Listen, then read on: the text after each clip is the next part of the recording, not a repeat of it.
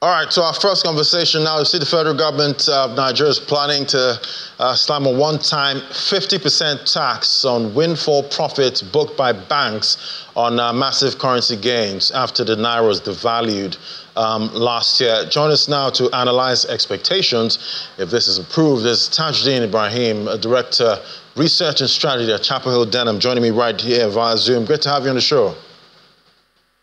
Thank you so much, Ladi, for having me on the show today. So why do you think the government is, pursuing this at this time? And do you think the banks will be fond of this? So I think it is in a way to take from the bank what, naturally speaking, they could have taken from the general public. So we recognize the fact that the government wants to generate more income in form of tax, and to rely less on the oil and gas sector and rely more on tax revenue. So it seems to me to be one channel for the government to generate tax income instead of coming to the public to raise tax rates, for instance, to raise the VAT or to raise the company income tax. So I think it is not a bad move at all, in my view. How do you see this impacting, banks' profits, going forward? And this is it possible this could be some kind of continuous process, for the banks? Well, I think it could be a continuous process for the banks, because if we take a look at it, we estimate that about 4 trillion naira was what the banks generated in form of, FX revaluation gains in 2023. And the government, looking at around 50%, suggests that about 1.5 to 2 trillion naira will be raked in by the government in terms of what I call new money. And another way to look at it is to recognize the fact that the banks do not, utilize these FX gains in form of dividends. It is also, at this point in time, not count as part of what the CBN is looking at as, part of their capital.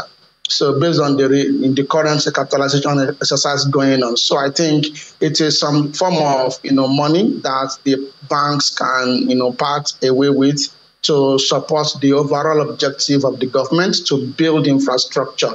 Because if you look at, what the government is targeting, it is broadly speaking to spend on capital projects, which I think is positive for the overall economy. So I reckon that this most likely will be on an ongoing basis, because banks over the medium to long term stand the chance of generating revaluation gains in the economy.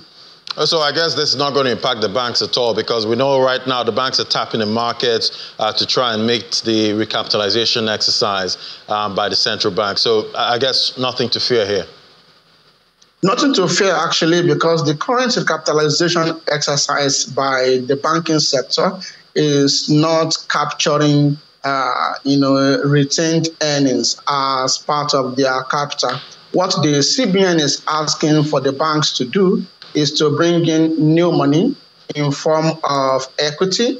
And that is the reason we have been seeing capital raises, public offer, right issue, special offer by the banks. So it does not really have a major effect. But if you look at it from an investor response standpoint, investors are responding to it negatively, because the banking sector index, as we speak for today, as at now, is down by about 1.28%. So that in itself does not look like a good development for investors, because it is part of their profits that could have been distributed as dividend that the government is taking away. Right. I guess the investors are already reacting to that news at this point, with the banking counter down, as you said. But do you see other industries in Nigeria needing a windfall tax at this point? Well, I think, other industries at this point in time, to my mind, will not be burdened by the government. And that is the reason that they are not looking at, increasing the company income tax, for instance, to get this new money from the financial sector. If they had raised the company income tax, all the companies in Nigeria that are eligible to pay tax would have to pay higher tax. And it will affect even those companies that are not profitable. And those that are struggling as we speak in the current environment. So, but the government is strategic and focusing on the banking sector because of the huge FX gain that they made. So I do not see them extending this kind of a development to the other industries of the economy, in my view. All right, definitely. I hope those companies benefiting from the pains of consumers at this point, I hope they get some kind of windfall tax. But thank you so much. It was great having you, Tajudeen Ibrahim, Director of Research and Strategy at Chapel Hill Denham. Thank you so much. Thank you for having me on.